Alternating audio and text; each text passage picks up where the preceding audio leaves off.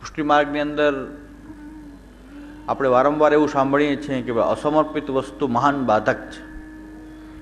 એ આપણે ખૂબ સાંભળીએ છીએ, પણ હકીકતમાં પુષ્ટિ માર્ગની અંદર એક સમર્પિત જીવનનું મહત્વ વિશેષ છે. જીવનની શૈલી જો પ્રભુને સમર્પિત હોય તો અસમર્પિત ત્યાગ સહજ છે, એ થઈ જ જાય. એટલે આપણે એ ખાસ વિચારણીય એ છે કે સમર્પણનો સિદ્ધાંત આપણે સમજીએ. ઘણી બધી ભ્રાંતિઓ છે આ સિદ્ધાંતમાં વિશે. બ્રહ્મસંબંધ દીક્ષા આપણે લઈએ તો બ્રહ્મસંબંધ દીક્ષાની અંદર આપણે જે નિવેદન કરીએ છીએ, નિવેદનનો જે મંત્ર આપણે જોઈએ તો નિવેદન મંત્રની અંદર ક્યાંય અન્નનો ઉલ્લેખ નથી. નિવેદન મંત્રની અંદર અન્નનો ઉલ્લેખ નથી કે હું અન્ન આપને સમર્પિત કરીશ કે કરું છું. ત્યાં જે સમર્પણની વાત જે છે એ મુખ્યત્વે જીવનું અહંતા અને મમતા એનું સમર્પણ છે. એ આપણને મગજમાં આવતું જ નથી. આપણે એવું માનીએ છીએ કે ભોગ ધરીને લીધો એટલે હું સમર્પિત છું, અન્ન માત્રને જ. આપણો સમર્પણનો સિદ્ધાંત આપણે એટલો બધો ટૂંકો માન્યો છે કે આપણી અંદર એવી ભ્રાંતિ છે કે ઠાકોરજીને ભોગ ધરીને લઈએ એટલે આપણે સમર્પિત છીએ. ઠાકોરજીને ભોગ ધરીએ અને લઈએ એટલા માત્રથી સમર્પણ નથી થતું. એટલે ઘણા લોકો એવો પ્રશ્ન પણ કરતા હોય છે કે ભાઈ અસમર્પિત ત્યાગ કર્યા પછી જેને અસમર્પિત ત્યાગ કરી દીધું છે એટલે અન્ન માત્રના સંદર્ભમાં, તો કેમ એમાં ભક્તિ જોવા નથી મળતી? ઘણા લોકો કહે છે અમે તો અસમર્પિત લઈએ છીએ, અસમર્પિત જીવન જીવીએ છીએ, તો અમારી અંદર ભક્તિ ન હોય.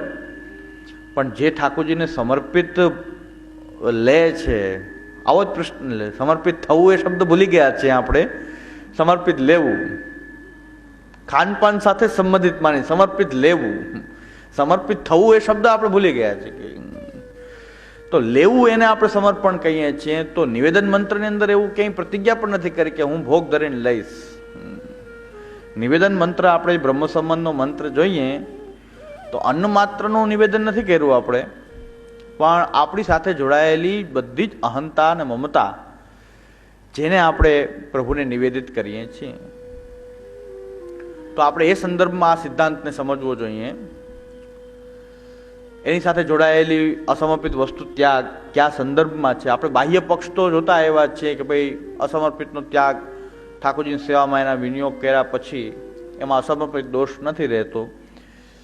પછી પ્રભુના પ્રસાદ રૂપે એનો ઉપયોગ કરવાથી અસમર્પિત દોષ નિવૃત્ત થઈ જાય છે.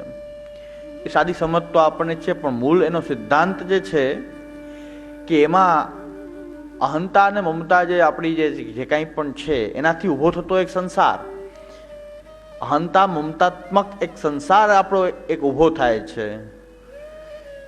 એ સંસાર જે છે એનો આપણે ત્યાગ કરતા નથી. શ્રી મહાપ્રભુજી બીજા લોકો ત્યાગ કરવાનું કહે છે. બીજા જે સંપ્રદાય મર્યાદા માર્ગમાં ત્યાગનું વિશેષ મહત્વ બતાવ્યું છે, અને શ્રી મહાપ્રભુજી ના માર્ગની વિશેષતા એ છે કે અહંતા મમતાથી છુટકારો મેળવવા માટે કેવલ ત્યાગ એ સાધન નથી બતાવ્યું, ત્યાગ કરવો એ નથી બતાવ્યું. જીવ ત્યાગ કરશે કદાચ તો ગીતાજીમાં કીધું છે કર્મેન્દ્રિયાણી સંયમ્ય યા આસ્તે મનસા સ્મરણ.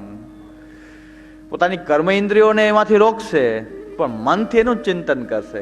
આમાં નથી લેવું, આમાં નથી લેવું, આમાં નથી લેવું. તો મનથી તો ચિંતન એનું જ બન્યું રહેશે. તો એને મિથ્યાચારી કહેવામાં આવ્યો છે કે જે ખાલી પોતાની કર્મેન્દ્રિયોને સંયમમાં રાખે પણ મનથી તો એની સાથે જોડાયેલો રહે છે. યાસ્તે મનસા સ્મરણ. તો આ કાંઈ ઉપાય નહીં થાય, ત્યાગ કરવા માત્રથી કાંઈ કાર્ય નહીં થાય, કારણ કે મૂળ પાછું મન તો એની અંદર ભમતું જ રહેશે. તો શ્રી મહાપ્રભુજીનો જે સમર્પણનો સિદ્ધાંત મહાપ્રભુજી કહે છે કે અહંતા મમતાત્મક સંસારની નિવૃત્તિ ત્યાગથી નહીં થાય, પણ એને પ્રભુ સાથે જોડવાથી થશે. જ્યાં જ્યાં પણ અહંતા મમતા રહેલી છે એને આપણે ત્યાગતા નથી, પણ એને પ્રભુ સાથે જોડવાની જે પદ્ધતિ છે એ આપણો કંઈક સમર્પણનો સિદ્ધાંત છે.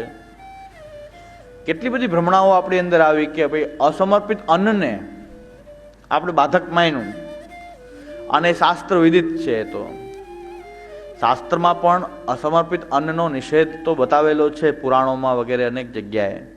7 જન્મ સુધી નરકનો અધિકારી છે વગેરે. પુષ્ટિ માર્ગના સંદર્ભમાં તો એનાથી પણ આગળની વાત છે. અન્ન માત્રને નિષેધ તો ગણ્યું જ છે. પ્રભુને ધૈર્યા વગરનું અન્ન લેવું પાતકી કીધો છે, 7 જન્મ સુધી નરકનો અધિકારી કીધો છે. એ બધી વાત સાચી છે. રામાયણની અંદર એમ કીધું છે સદા સુતકી છે, જે પ્રભુને ધૈર્યા વગર લે છે સદા સુતકી જાણવો જોઈએ, વગેરે વગેરે વિધાનો તો મળે જ છે. પણ ખાલી અન્ન માત્રનું તો વિદિત જે છે, કારણ કે રામચરિત માનસમાં પણ આવે છે, કરહી નિવેદન ભોજન કરહું, આપને હું નિવેદન કરીને પછી જ ભોજન કરું, એવો હું આપનો દાસ, કરહી નિવેદન ભોજન કરહું, એમ રામચરિત માનસમાં તુલસીદાસજી પણ કીધું છે. અને અન્ન માત્રનું પોતાના ઈષ્ટ દેવતાને નિવેદન કરવું એ કેવલ પુષ્ટિમાર્ગીઓ કરે છે એવું નથી, બધા જ કરે છે. તો સાર્વત્રિક છે.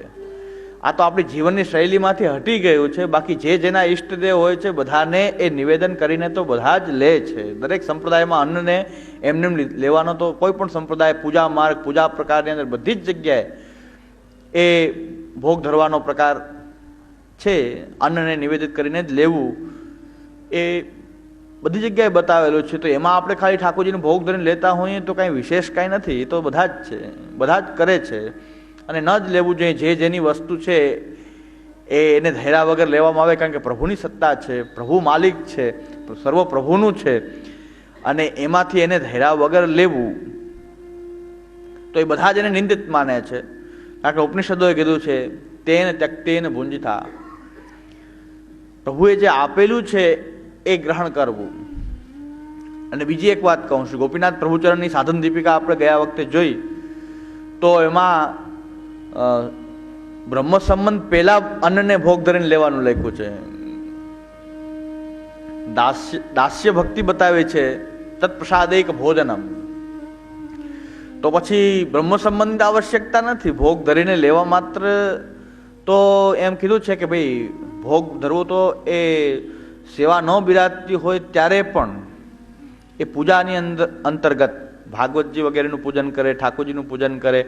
પછી આ એક ભ્રમણા છે કે પૂજા પુષ્ટિ માર્ગમાં ન હોય. હમણાં તો એક ભાઈ એમ કીધું કે થાળ શબ્દ આપણે ન વપરાય, મર્યાદા છે. કીર્તનોમાં થાળ શબ્દનો બહુ ઉલ્લેખ છે વારંવાર. એ તો થાળ શબ્દ બોલવાથી મર્યાદા થોડું થાય કે થાળ તો મર્યાદા માર્ગે ધરે, આપણે પુષ્ટિ માર્ગમાં થાળ એવું ન બોલાય. હવે થાળ શબ્દ અમારે ત્યાં જે રાજભોગની અંદર ઠાકોરજીને આગળ કોર કરે છે એને થાળ સાનવો જ કહે છે. વલ્લભકુલના ઘરમાં મોટા ભાગે અમારે ત્યાં જ શબ્દનો પ્રયોગ થાય છે, થાળ સાનવો. તો રાજભોગનો થાળ પધરાવ્યો. વાર્તા પ્રસંગમાં જોજો તો શું થાળ લાત મારીને થાળ ઠાકોરજી ફેંકી દીધો. તો થાળ શબ્દ બોલવામાં કોઈ મર્યાદાપણું તો લાગતું નથી કાંઈ, પણ આપણો કંઈ કલ્પિત મર્યાદા વિવેક કંઈક અલગ પ્રકારનો છે. આપણે કંઈક પુષ્ટિ કેને કહીએ છીએ, મર્યાદા કહીએ છીએ કે આપણું બધું જે કંઈ એ ભેદરેખા આપણી બનાવેલી છે. પણ હકીકતમાં જેમ કે મૂર્તિ શબ્દ મહાપ્રભુજી વાપરે છે, પૂજા શબ્દ શ્રી મહાપ્રભુજી વાપરે છે, આપણે બધાને મર્યાદા કહીએ છીએ કે મૂર્તિ આપણે ન બોલાય, પૂજા આપણે ન બોલાય.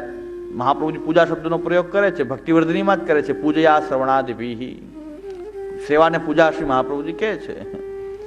તો પૂજા બોલવા માત્રથી મર્યાદાપણું કાંઈ લાગતું નથી, પણ આપણને મહાપ્રભુજીની વાણીનો અભ્યાસ નથી એટલે આપણે કદાચ મહાપ્રભુજીને કહી દેતા હોય કે મહાપ્રભુજી કદાચ ખબર નહીં પડતી હોય, થાળ શબ્દ બોલે, પૂજા શબ્દ બોલે, મૂર્તિ શબ્દ બોલે. મહાપ્રભુજી થોડુંક ઓછું જ્ઞાન હશે કદાચ પુષ્ટિનું, આપણને એવું જ્ઞાન છે પુષ્ટિનું કે મહાપ્રભુજી કદાચ ઓછું જ્ઞાન હોય તો મહાપ્રભુજી આવા શબ્દનો પ્રયોગ કરે. શબ્દ પ્રયોગ માત્રથી કાંઈ મર્યાદા પુષ્ટિનો આવું ઘણા કહેતા હોય છે, પણ હકીકતમાં એવું દેખાતું નથી. આને પૂજાનો પ્રકાર શ્રી હરિરાય મહાપ્રભુએ પ્રકટ કર્યો, ભાગવત પૂજન પદ્ધતિ. જો મર્યાદા માર્ગની હોય તો શ્રી હરિરાયજી જેવા આચાર્ય કંઈ ભાગવતના પૂજનની પદ્ધતિ શાસ્ત્ર વિધાન અનુસારનું એ ષોડશોપચાર પૂજન અને જે શરણાગતિની અંદર ઠાકોરજીની સેવા નથી કરતા એટલે ત્યાં સમર્પિત જીવનનો તો અવકાશ હોય જ નહીં.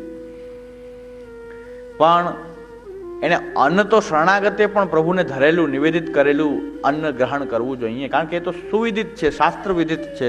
દરેકે આ એક આપણા બધા વૈદિક સનાતન ધર્મનું પાલન કરનારા બધાની એક જીવનની શૈલી હતી કે અન્નને ભગવાનને સમર્પિત કરી અને પછી લેવામાં આવે. તો અન્ન ખાલી ભોગ ધરીને આપણે લેતા હોય તો એનાથી કંઈ વિશેષતા આપણી કંઈ દેખાતી નથી, પણ સમર્પણનો સિદ્ધાંત આપણે એ સમજવો અત્યંત અનિવાર્ય છે, સમજવો જોઈએ. એની પાછળનું હાર્દને સમજશું તો આપણને ખબર પડશે કે આપણે શું કરવાનું છે. ઘણા લોકોને સેવા નથી બિરાજતી, અહીંયા હોય કે ન હોય, પણ સૌરાષ્ટ્રની અંદર એવા બધા વૈષ્ણવો છે કે સેવા ન બિરાજતી હોય છતાં એમ કહે છે કે હું સમર્પિત લેતો નથી. સેવા ન હોય, પુસ્તકજીને ભોગ ધરીને લેતા હોય છે, તો એમ કે છે કે સમર્પિત છે. સમર્પિત સેવા વિના સમર્પણ થઈ કેમ શકે? સેવા ન હોય તો સમર્પણ કેમ થાય? પણ એને